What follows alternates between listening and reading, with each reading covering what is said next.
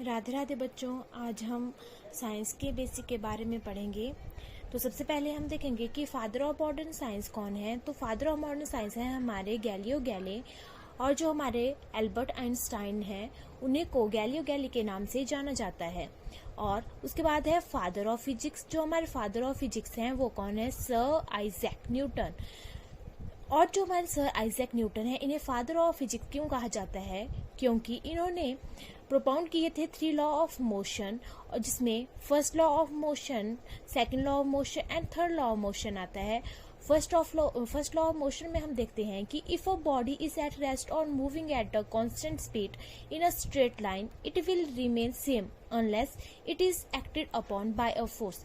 इसका मतलब है कि अगर आपकी कोई बॉडी रेस्ट में है तो वो रेस्ट में ही रहेगी, या अगर वो आपकी कोई बॉडी मूव कर रही है तो वो कांस्टेंट स्पीड से मूव कर रही है इन अ स्ट्रेट लाइन, तो वो उसी स्पीड में रहेगी।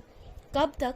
जब तक कि उस पर कोई और अदर फोर्स एक्ट नहीं करता है, तब तक वो उसी ही पोजीशन, उसी ही स्पीड से चलती रहेगी। और इस चीज को, जो आपका फर्स्ट लॉ ऑफ मोशन है, इसी को बोला जाता है inertia, also known as inertia. और इसके 3 टाइप्स हैं: रेस्ट, मोशन और डायरेक्शन।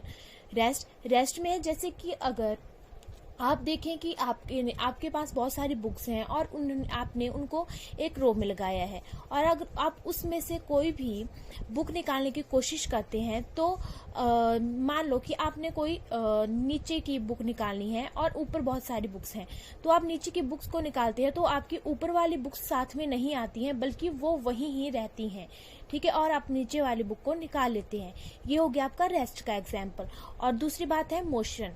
मोशन में आप ले सकते हैं जैसे कि फॉर एग्जाम्पल आप गाड़ी में जा रहे हैं या बस में जा रहे हैं और अचानक बस के आगे कुछ आ जाता है, ठीक है, तो बस एकदम से ब्रेक लगाती है, तो जिस स्पीड से ब्रेक लगती है आप उस स्पीड से आगे की ओर नहीं झुकते हो, आपको थोड़ा सा धक्का लगता है, और धक्का थोड़ा हल्का ही लगता है।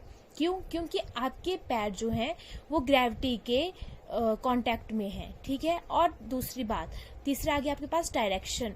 अब आप बस से जा रहे हो और आपकी गाड़ी किसी मोड़ के ऊपर घूमती है, जैसे ही वो घूम रही होती है तो आप देखते हो कि आपकी पोजीशन भी चेंज होती है, ठीक है। तो ये है आपका फर्स्ट लॉ ऑफ मोशन। दूसरा है second law of motion. Second law of motion हमें क्या बताता है? Net force acting on a body is directly proportional to the rate of change of its linear momentum। अब सबसे पहले हम देखेंगे कि मोमेंटम क्या है। तो देखो, मोमेंटम जो होता है आपका, मोमेंटम क्या है? Momentum is directly proportional to M V. M क्या है हमारे पास? एम है मास, और वी क्या है? वी है वेलोसिटी, ठीक है। और जो एम है उसकी यूनिट, मास की यूनिट क्या होगी आपको पता है, और वी की यूनिट क्या होगी, वेलोसिटी की यूनिट्स क्या होगी, ठीक है। तो हम मोमेंटम को करते हैं पी से डिनोट। तो SI unit of momentum is kg m per second, ठीक है। उसके बाद जो हमने यहाँ पे देखा कि net force acting on a body is directly proportional to the rate change of its linear momentum, उसको हम ऐसे डिनोट करते हैं F is directly proportional to D P. P क्या है हमारे पास? हमने बोला कि P हम मोमेंटम को शो करते हैं P से, ठीक है, तो अपॉन डी टी। और जो हमारा फोर्स है उसकी एसआई यूनिट क्या है? न्यूटन। अगर आपको पेपर में आता है कि सेकंड लॉ ऑफ मोशन क्या है, तो आप उसकी मैथमेटिकल रिप्रेजेंटेशन ऐसे करोगे, ठीक है। और ये है आपका, और ये आगे इसको डिफाइन किया गया है। फिर है हमारे पास third law of motion. Third law of motion हमें क्या बताता है? Every action force has equal and opposite reaction force, and these action and reaction force act on different bodies. इसमें बताता है कि जो भी हमारे एक्शंस होते हैं, अगर हम फॉर एग्जांपल हम अगर किसी को थप्पड़ मार रहे हैं, तो हम देखते हैं कि अगर हम उसको थप्पड़ मार रहे हैं तो उसके साथ साथ हमारे हाथों पर भी पेन होता है। ये कैसे होता है? क्योंकि according to this law, third law of motion हमें बताता है कि जो हमारा एक्शन होगा उसके रिएक्शन में भी एक फोर्स आएगा, ठीक है। तो every action force has equal and opposite reaction force, and this action and reaction force act on different bodies.